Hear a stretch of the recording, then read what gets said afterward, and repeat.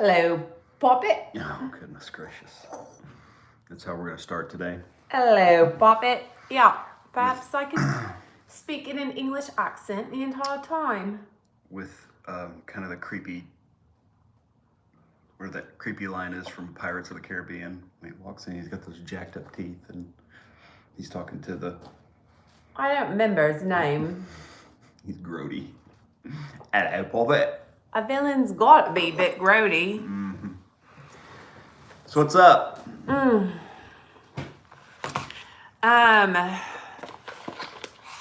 What's up with you? Oh my goodness, I feel like I've been up since 2:30 in the morning. See, my phone's ringing again. Your phone's ringing. Oh, I'm supposed to... Did you double book? Totally did. Dr. Gavari. Better go do that. Mm-hmm. Okay, bye. We're still trying to figure out this, like, how to schedule our lives, guys. It'll take him 15 minutes. All good. So, things that... I hope he shuts the door. I like quiet. I think he shut the door. No, he didn't shut the door. Shut the door. Okay.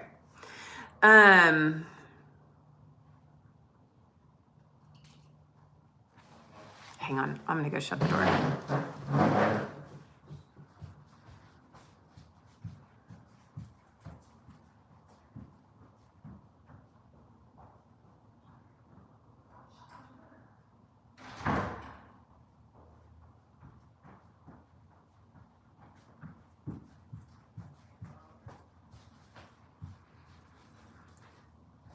Okay, the door is shut.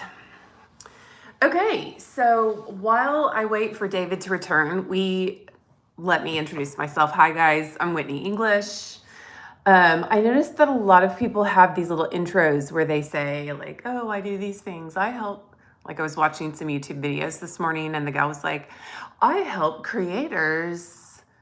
I don't know, something about task management and workflow and I don't know, some stuff like that. I can tell you all about what I have been researching of late.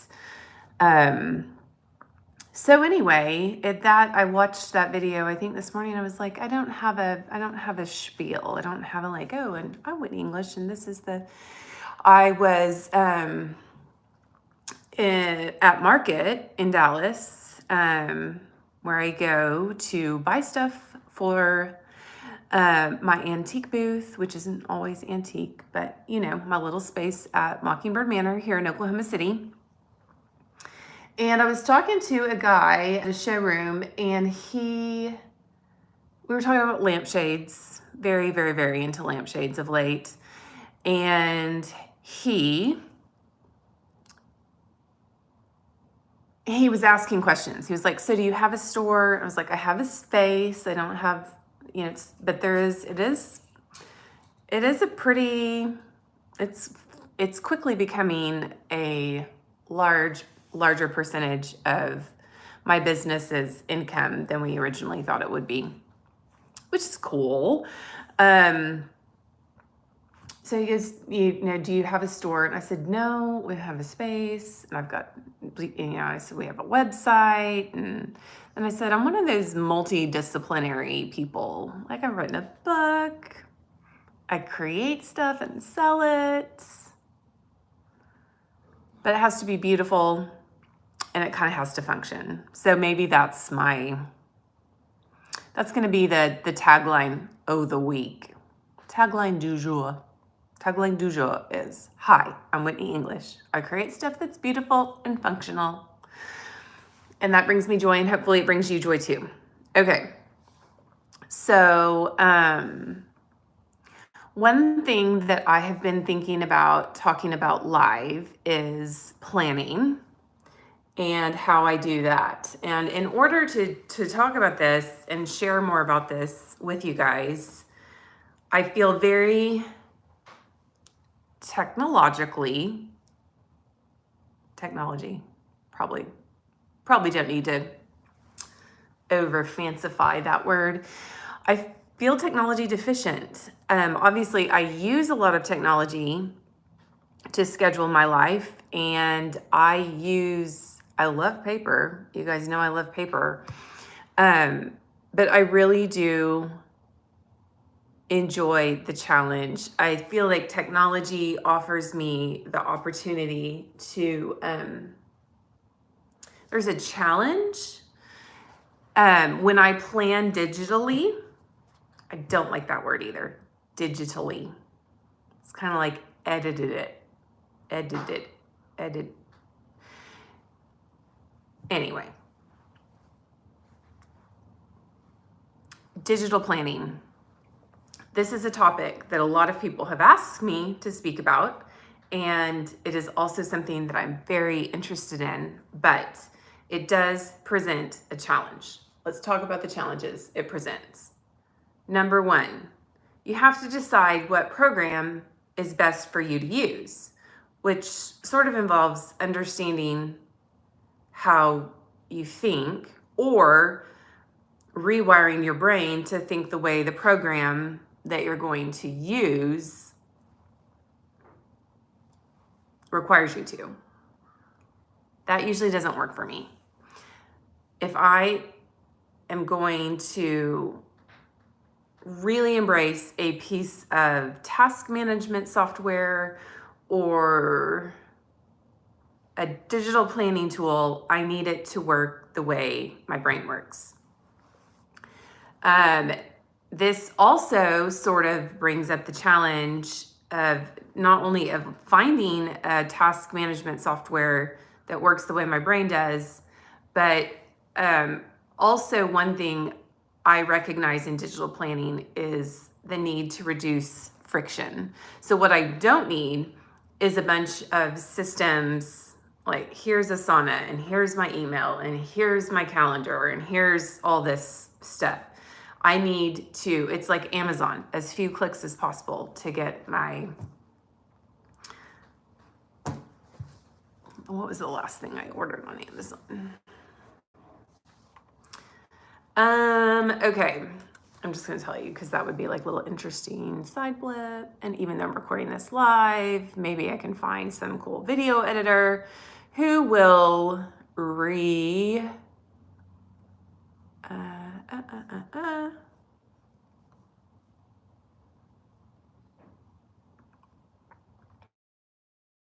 edit this. Adorable. Goodness gracious.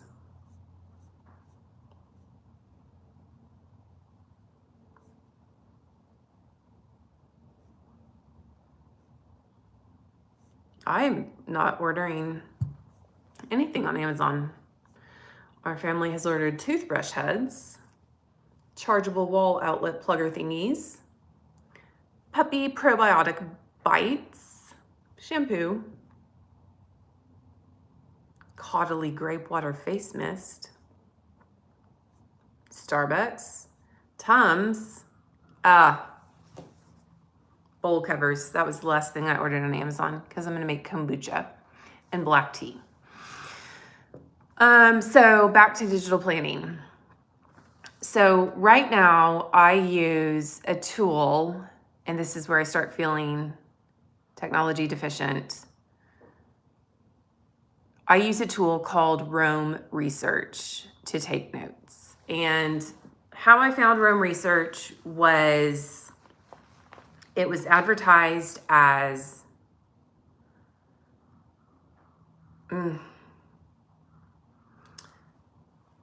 a second brain. I got very into the Zettelkasting. Rome Research. I'm gonna take some notes. Zettelkasting. Okay. So the Zettelkasting note-taking method, some dude, long time ago, 1920 something, 100 years, around that point, he had this catalog system. It sounds a lot like a library card system, which maybe I'm old enough. And maybe I'm like I'm on the tail end of the I'm on the beginning of them. I'm the I'm the oldest millennial there is out there, if I can even be called a millennial. Was born in 1979. I learned the library card system, like the paper version. Like in a class at school, like we learned how to use the library and I used the paper card system. So Zettelkasten sounds like a very similar note-taking system. The guy would cross-reference, he would use index cards, and then he had a cross-referencing system on the bottom of the cards that would allow him to take better notes, and then also make connections between notes. And the byproduct of all this is he wrote a gajillion books and a ton of articles and all this stuff. Okay, I love this idea. I just need to do it digitally. I love creating content. I just need to automate my workflow a little bit better so that I can create more valuable content for people. So that's how I found this tool called Roam Research. Roam is spelled R-O-A-M. I was researching the Zettelkasten note-taking method. Roam is also advertised as a second brain, which was, or maybe not advertised, but somebody called it that. So that also enticed me. I thought to myself, I mean, I'm an Enneagram 7. More is always merrier. If one brain is good, two brains is absolutely delightful. So this concept really enticed me. Then I learned about something in exploring Roam Research. I learned about something called bidirectional linking. Very exciting. What this means is that, so a link is normally like if I'm writing on my blog and I want to link to something, I link to that thing. Like here's the Wikipedia article that I found this information on. A bidirectional link would be like if Wikipedia said, oh, look at who's linking to this page and linked back. I think there's a feature in WordPress called link back or track back or something like that. And I think that was supposed to maybe serve that purpose, but never really fully understood that. So, but within Roam Research as a note-taking device, there's bidirectional linking. So if I highlight a word and say, I'm trying to write a blog post and it's about interior design. So I want to highlight the word interior design and I want to link to all other instances of the words interior design in my Roam database. It does that. It links all this stuff up together. So then you can start to combine ideas and use all the things start to work. I'm talking about Roam Research. Oh, nice. So this was on my brain. So yeah. When you double booked our life, stepped away from the camera. Okay, so this is Roam. And again, technology deficient. I mean, it's very simple. It's very plain white. And I wish, so one thing I would like to do is, I would like to be able to talk about, people are asking me a lot about digital planning, and I would like to be able to talk about digital planning with a video. I would, and then a screen beside it so that they can see what I'm doing on my screen. I think we could do that. I know, there's a way. You just have to figure it out. I think Here's my plan. I'm thinking about going to the Apple store, walking in and saying, I was thinking about this last night. Why is there not a technology store where they sell you the desk and the chair? If I want to go into a store and I want to be like, I want 2 big screens. I need a keyboard that works like thus and such. I need a chair that works like, somebody would spend a lot of money if you got all your technology. I need a DSLR camera, I need a webcam, I need a mic, I need some lighting behind me. I'm sure there's somebody out there that will do that and charge you a fortune for it. The Influencer Superstore. And that's a good idea. And I'm telling you.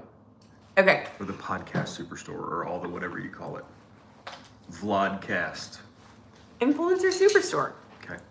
Okay, so back to Rome research. Oh my gosh. It acts as the second brain thing. So what it does is I just dump everything I'm thinking about into Rome see, it says January 18th, 2023. And you can see down the left-hand side the column of little project things that I've tried to spearhead. So, but so look, watch this. So I just typed second brain because I'm kind of taking notes as I talk.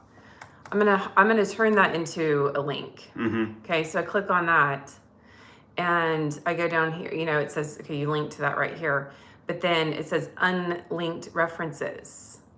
So it goes through and finds everything that references what you just typed. And I can say, I want to link this, and then I want to link this. No. So it found 3 unlinked references to the term second brain, and I linked them. Wow. I have also talked or taken notes about second brain in an outline for a planning workshop and a weekly review.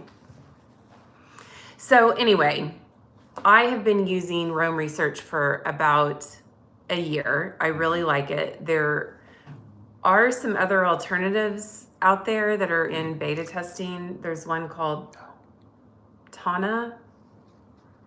I can't get in yet because they're restricting How many people get in at one invites. time? Yeah, something like that. So I really want to try that. But even if I tried that and started using it, I can't really share that with... What does the dog want? I don't know. I think she wants to play. She might want her bed turned on. Oh my goodness. Spoiled and rotten. Come on. Come here. The dog got an electric blanket heating pad. And now she wants it turned on if she's going to go lay in her bed. Okay, so with that note, I will, since David's back, I will summarize the digital planning portion of this YouTube live by saying that wasn't it. That's not what she wanted. You want to come here? You want to be up here?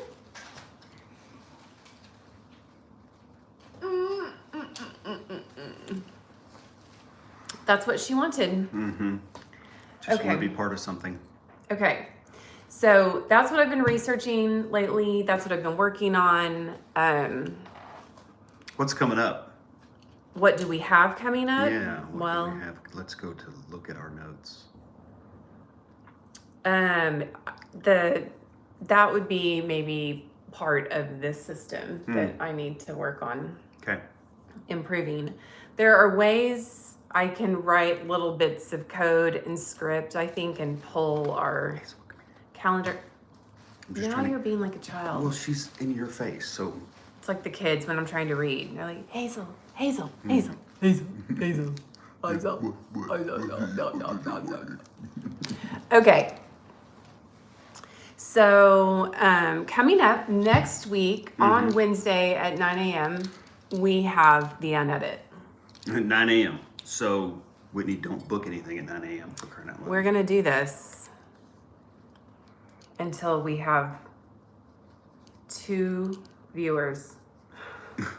How many do we have right now? 0. 2 is our goal. That's funny. That's our goal. We're a little bit late to the vlogger game. Vlogger. Okay. No, I meant like workshops and stuff like that. Well, English Edit goes out tonight, and I think... Let's talk about that. Okay. English Edit. English Edit is our newsletter. If you are not on the list, you need to get on the list by going to WhitneyEnglish.com. /newsletter. Let's just start with Again. WhitneyEnglish.com. I need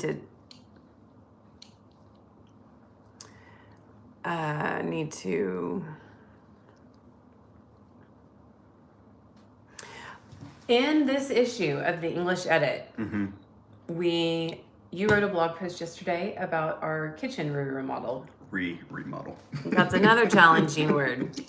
Kitchen remodel. While we're talking about kitchen, two kitchens in 1 year. Challenging words. I would also there were several challenging words, but edited it digitally, technologically, and specifically. What was it? It reminds me of that. There's one guy that he was trying to say. He was trying to say electronic, and he would always say electronical. Oh yeah. Electronical. It's so electronical. Electronical is a good word. That would be a funny T-shirt. Electronical. Also, let's add T-shirt ideas to the list of things I need to once and for all do. We've been talking about that for a long time. That would be fun. A long time. Time to just start doing it. There's one in particular that keeps coming to my brain that would be so funny. What is it? Whelmed. Not over, just whelmed. Just whelmed. I am so whelmed. Okay, so the kitchen remodel. And we're going to talk about that. We have a backsplash behind our stove, which is amazing. We have a floor that looks the way I want it to, feels the way I want it to. We don't have curtains. We don't have paint. We don't have trim. Getting there. Okay. Maybe not. Also included in this round of the English Edit, I think, I'm just looking at all the things that are on here. How to care for wood furniture. Except for that table. Don't use that. Yeah. We need to move that. I get tired of looking at that thing. All right, get out. That's enough of you. There's also going to be a coupon for a discount code on planners.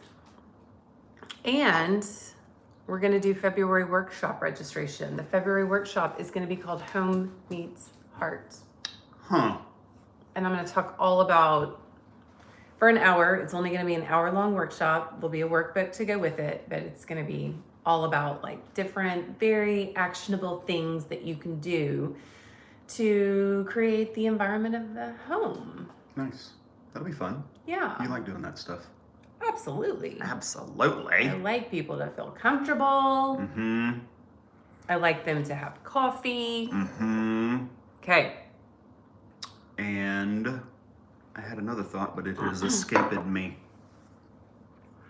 Mockingbird Manor. That's what it was. So update, we got all the stuff moved over. I learned how to install track lighting with a little help from my father-in-law, who gave me a lesson and then was kind of busy and turned me loose, and I just figured it out. So that was kind of fun. That stuff's hard to find. So if you know anybody with some extra track lighting heads, let us know. So we need some. So, is all the track the same on track lighting? Pretty much, I think so, yeah. And so then these heads go on the little lights that, I mean, it looks like 1980s. It's not Totally. But this is in a warehouse style roof setting kind of thing, open ceiling. It's all painted black. So David painted the lights black and the track black. Yeah, so they don't really stand out at all. It looks really sharp. And you have to have, it's a dark warehouse. Like we have to have lighting. It's like setting up a trade show booth almost. Yeah. You know, you've got to have light on the stuff. Yeah. And you can see a stark difference from where we installed track lighting, you know, in the front of the building up there down into that hall to the back where they've done nothing and it's just natural light and it just looks so bleh, you know, so. Well, everybody's doing the best they can. That's true, but I'm just saying, that's the difference of adding We did lighting. track lighting in our space. We don't have track lighting. Right next to your mom's space, and Yeah. you know, it helps tremendously. So my mom has a space, I have a space, and I already talked a little bit about Mockingbird Manor on this. I also need to write an update for the newsletter and talk about that.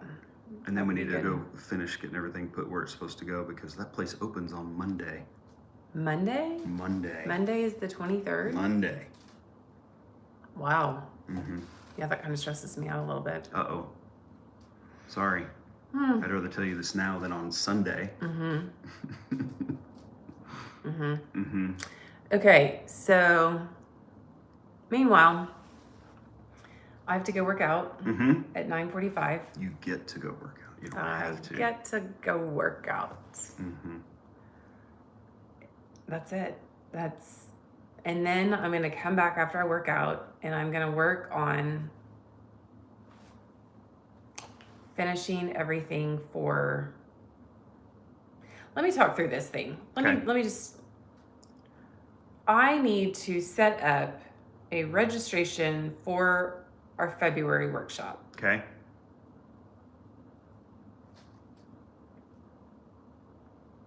It's recorded live. I have to figure that out.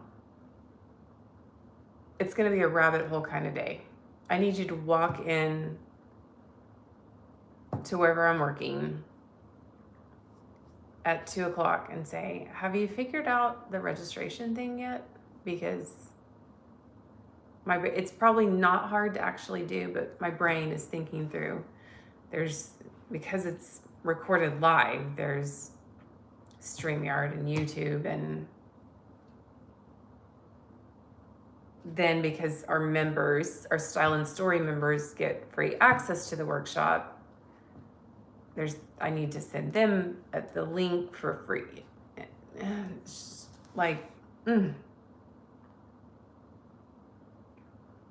it's a lot of steps. It's probably not as many as it feels like in my mind. Right. But challenge. I was going to say that, but I didn't want to minimize your thinking through it. It's okay. It feels like a hard problem to solve. In my brain, what I would do was start with figure out which platform would work the best. But that's just me. No, the platforms are all figured out. Oh, but you said there was YouTube or StreamYard and all this There kind of stuff. is, and so I'm like, at what entry point, or do we use a separate landing page? And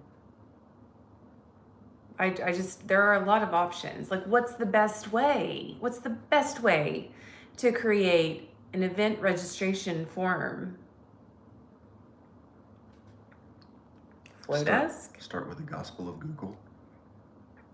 Flowdesk is not a bad idea. I'm going to Google that. Hang on one moment. Somebody at Sunday school on Sunday said, the gospel according to Google. And I was like, what is the gospel according to Google?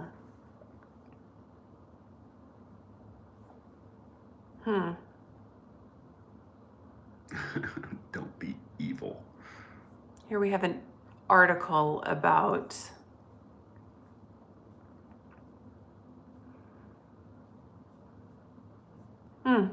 interesting article. I'll read that in a little bit. Anyway, I love alliteration, so I put that down in my notes. The gospel according to Google. I don't know what the gospel according to Google is, but I do believe that all things work together for the glory of God. It's just, we're all in one big story, and there's all these highs and lows and positive turns and negative turns, and we're all just part of one giant story that is eventually pointing toward God's absolute glory. And so why wouldn't Google lead people to God? Good. I'm sure that has. Okay. Is that good enough? Yeah. Yeah. The Unedit. Wow, 2 weeks in a row. We need like a sign off. Boom. Blow it up. Like on Morbid, that podcast, they say something like, stay weird, but not so weird that you, and then they talk about whatever just happened. And I'll have to think on that. Keep your life unedited. no. That didn't work either. Also, what's that called? An outro? Mm-hmm. Okay. How about signing off? See you next week. Michael Barbaro on the Daily podcast says, I'm Michael Barbaro. See you tomorrow. Go take on the day. We'll get there. Bye. Okay, bye.